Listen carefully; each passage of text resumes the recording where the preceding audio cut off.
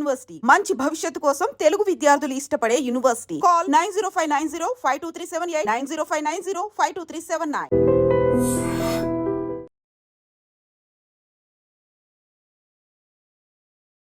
Just పెళ్ళై 21 రోజులు మాత్రమే అవుతుంది. నవవధువు ఆమె ఆత్మహత్య చేసుకుంది, అది అత్తగారింట్లో. ఇంకా ఇమాజిన్ చేసుకోండి ఒక్కసారి వాళ్ళ తల్లిదండ్రుల పరిస్థితి ఎట్లా ఉంటుంది ఏంది అనేది. చూడ్డానికి జంట కూడా చాలా బాగుంది, కానీ ఏం జరిగిందో ఏంటో తెలియదు. కానీ పెళ్ళైన 3 రోజుల దగ్గర నుంచే ఈ భర్త టార్చర్ పెట్టడం స్టార్ట్ చేశాడు అనేటువంటిది ఇప్పుడు ఆరోపణ పెద్ద ఎత్తున వినిపిస్తోంది. తల్లిదండ్రులు అంటే ఇప్పుడు అమ్మాయి తల్లిదండ్రులు ఎవరైతే ఉన్నారో వాళ్ళు ఒకటే చెప్తున్నారు, పెళ్ళైన 3 రోజుల దగ్గర నుంచి ఇంకా అదనపు కట్నం తీసుకురా, నువ్వు చాలా తక్కువగా ఇచ్చావు కాబట్టి ఖచ్చితంగా ఇంకా కూడా మీ అమ్మా నాన్న దగ్గర నుంచి ఇంకా అదనపు కట్నం తీసుకొని రా అంటూ వేధించడం స్టార్ట్ చేశాడు. అట్లాగే భర్త చూడ్డానికి బాగానే ఉన్నాడు, ఈ జంట కూడా నిజంగానే చూడముచ్చటగా ఉంది. కానీ ఆ అమ్మాయిని మరి 3 రోజుల నుంచే పెళ్ళైన 3 రోజుల నుంచే టార్చర్ పెడుతున్నాడు అని అంటే అసలు పెళ్ళి ఇష్టం ఉందా లేదా, బలవంతంగా పెళ్లి చేశారా అంటే అది కూడా కాదు. ఇప్పుడు ఈ అమ్మాయి ఎవరైతే కనిపిస్తున్నదో ఆమె చిన్న అమ్మాయి, అంటే 3 ఆడపిల్లలు ఆ తల్లిదండ్రులకి, లాస్ట్ ఆడపిల్ల అన్నమాట. ఇప్పుడు సెకండ్ పాప ఎవరైతే ఉన్నారో ఆ పాపకు సంబంధించిన అంటే ఈ అమ్మాయికి సంబంధించిన బావ ఎవరైతే ఉన్నారో ఆయన ఇప్పుడు ఈ అమ్మాయి భర్త కూడా చిన్నమ్మ కొడుకు అనమాట. సో తెలిసిన వాళ్ళకి ఇస్తే ఇంకెట్లాంటి ప్రాబ్లం ఉండదు. మన ముంగట్నే ఉన్నాడు, మన ముంగట్నే ఉంటాడు, మనకు చేదోడు వాదోడుగా ఉంటాడు అని భావించి పాపం ఆ అమ్మాయి ఫర్దర్గా కూడా చదువుకోవాలని ఉన్నా తల్లిదండ్రులకు ఇంకా భారం అవుతుంది అనుకొని, మనకు తెలిసిన అబ్బాయే కదా, మనం చూస్తూ ఉన్నాం కదా, సో బాగానే ఉంటుంది, చేసుకుంటానులే అమ్మా నాన్న అని ఆమెనే చెప్పి పెళ్ళికి సిద్ధమైనటువంటి పరిస్థితి. వాళ్ళ తల్లిదండ్రులు విలపిస్తుంది ఏంటి అని అంటే, కేవలం 21 రోజులు అవుతోంది, పెళ్ళైన 3 రోజుల నుంచి కూడా టార్చర్ పెడుతున్నాడు అని అంటే పెళ్ళి ఇష్టం లేకపోయిందా లేదంటే ఈయనను ఒప్పించి బలవంతంగా పెళ్లి చేయించారా అనేది ఒకటి. అలా ఫ్యామిలీ మెంబర్స్ అందరు కూడా తెలిసిన వాళ్ళు కాబట్టి అమ్మాయిని ఇచ్చేటప్పుడు పూర్తిగా అన్ని తెలుసుకున్న తర్వాతే ఇస్తూ ఉంటారు. కాబట్టి వీళ్ళేమి అంటే తెలియని వాళ్ళు అసలే కాదు, వాళ్ళ అల్లుడికి తెలిసినటువంటి అతనే బంధువే కాబట్టి మా అల్లుడు ఉంటాళ్లే, ఒకవేళ ఏమైనా జరిగినా ఈయన సర్ది చెప్తాళ్లే అనుకున్నారు. ఇప్పుడు పూర్తిగా ఈ కేసుని పూర్తిగా చూసినప్పుడు అసలు అల్లుడికి తెలిసిన వ్యక్తా లేకపోతే అల్లుడు చిన్నమ్మ కొడుకా ఇది ఏమీ లేదు. వాళ్ళ దగ్గర నుంచి కావాల్సింది డబ్బులు మాత్రమే, అదనంగా డబ్బులు కావాలి. వీళ్ళు 8.5 తులాల బంగారం అట్లాగే 5 లక్షల నగదు కూడా ఇచ్చారు పెళ్లి సందర్భంలో. 3 రోజులు అయిన దగ్గర నుంచి కూడా ఇది సరిపోదు, మీ డాడీ దగ్గర ఇంకా చాలా ఉంది, చాలా ఆస్తులున్నాయి, మీ ఇంటి దగ్గర మీ ఇంటి ముందర పెద్ద జాగా ఉంది, సో దానిలో కొంత నాకు కావాలి అనేటువంటిది టార్చర్ పెడుతున్నాడు అని, అట్లాగే కొడుతున్నాడు తిడుతున్నాడు అని వాళ్ళ అమ్మాయి చెప్పడం స్టార్ట్ చేసింది. అయినా సరే ఇంత తొందరగా ఇట్లా అడగడానికి కూడా ఉండదమ్మా, కేవలం 21 రోజులు మాత్రమే అయింది, చూద్దాము, అల్లుడికి కూడా చెప్పి చూస్తాను అని అంటే ఇప్పుడు ఈ సెకండ్ అల్లుడు ఎవరైతే ఉన్నారో అతని ద్వారా కూడా వీళ్ళకు కబురు పంపించడం జరిగింది. అప్పుడు ఇంకా శృతి అమ్మాయి పేరు ఎవరైతే చనిపోయిందో ఈ అమ్మాయి పేరు వచ్చేసి శృతి, ఆమెను ఇంకా టార్చర్ పెట్టడం, ఆ తర్వాత నానా మాటలు అనడం చేశారు.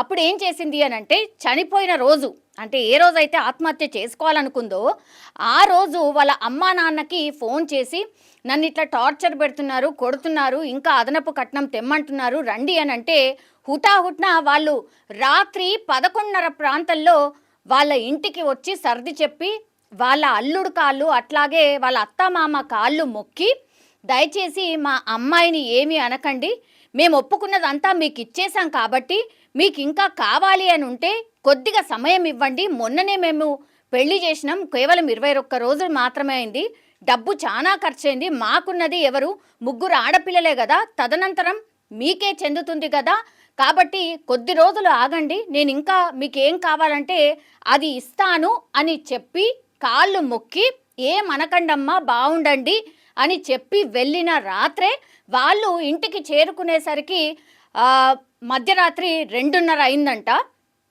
తండ్రి అండ్ తల్లి విలపిస్తున్నటువంటి పరిస్థితి. 2:30 ప్రాంతంలో మేము చేరుకున్నాం. ఆ తర్వాత పొద్దున లేచి మేము మా పనిలో మేము నిమగ్నమైనాం. 6:15 మాకు వాళ్ళ అత్తగారి దగ్గరికి వెళ్ళి ఫోన్ చేసిండ్రు, ఇట్లా మీ అమ్మాయి పని అయిపోయింది, మీ అమ్మాయి చనిపోయింది, బాత్రూంలో ఉరివేసుకుంది అని.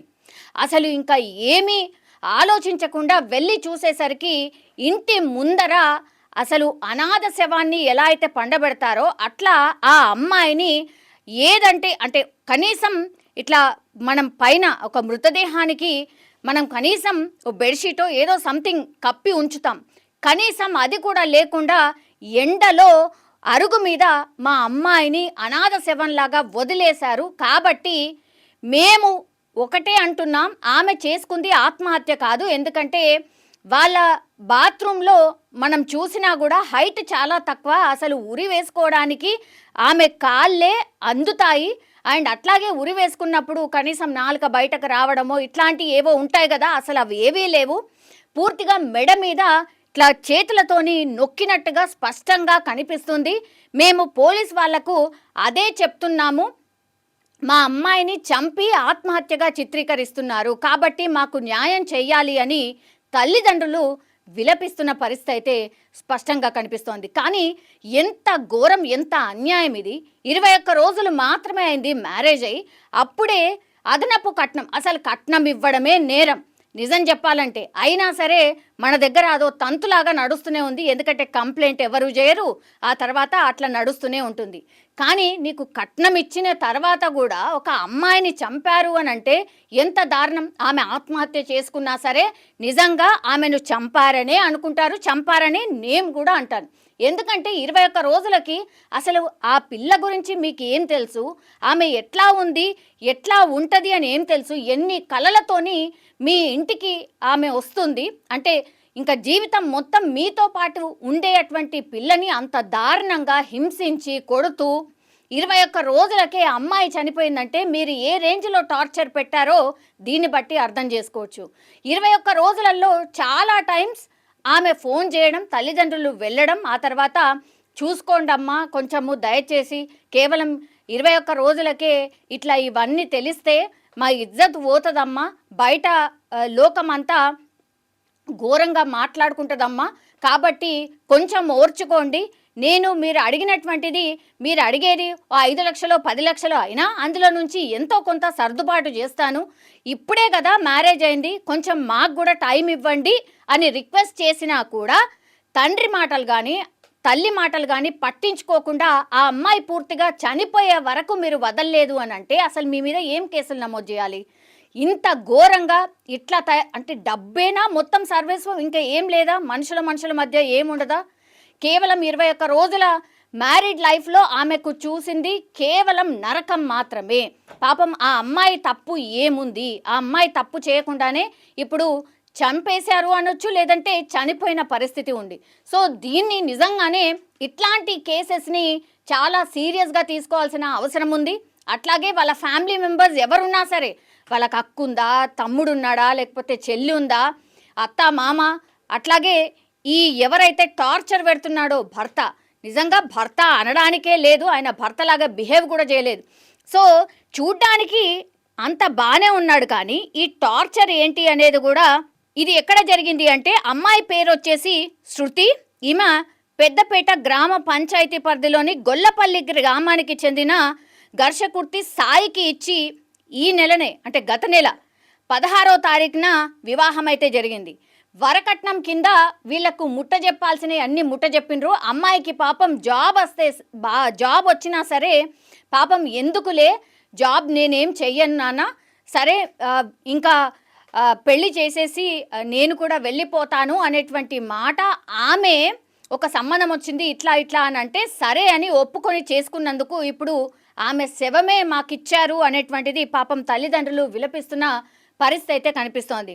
కానీ ఒక మంచిర్యాల జిల్లా హాజీపూర్ మండలం పెద్దంపేట గ్రామ పంచాయతీ పరిధిలో జరిగినటువంటి ఇన్సిడెంట్ అన్నమాట ఇది. ఇప్పుడు గ్రామస్తులు చాలా అంటే ఇట్లాంటిది ఎవరైనా సరే మన ఇంట్లో ఆడపిల్లలు ఉన్నారు కదా, మరి మనకు కూడా తెల్లవారి ఇట్లా జరిగితే ఎట్లా అనే మాకొచ్చిన ప్రాబ్లం లాగానే ఫీల్ అవుతున్నారు ఆ గ్రామస్తులంతా కూడా.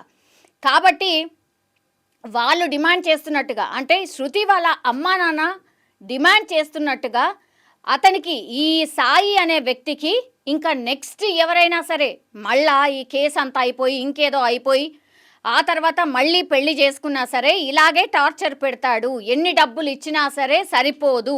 సో ఇంకో ఆడపిల్లకు అన్యాయం జరగకూడదు అని అంటే కఠినంగా శిక్షించాలి, ఎట్లయితే మా అమ్మాయి చనిపోయిందో అట్లాంటి శిక్షే వాళ్ళందరికి కూడా వెయ్యాలి అని ఇప్పుడు శృతి వాళ్ళ తల్లిదండ్రులు కోరుతున్న పరిస్థితి కనిపిస్తోంది. కానీ నిజంగా ఫస్ట్ మనం మనుషులమా కాదా అనేది గుర్తుంచుకుంటే అసలు ఇట్లాంటి కావేమో అని అనిపిస్తూ ఉంటుంది. అంటే కొన్ని సంఘటనలు నిజంగా ఎంత ఘోరంగా ఉంటున్నాయంటే 21 రోజులు మ్యారేజ్ లైఫ్, పాపం ఆమె ఏం చూసింది, ఏం చూడకుండానే నిర్దాక్షిణ్యంగా ఆ అమ్మాయిని చంపేశారు. కాబట్టి నిజంగా న్యాయం జరగాల్సిందే, న్యాయం గెలవాల్సిందే.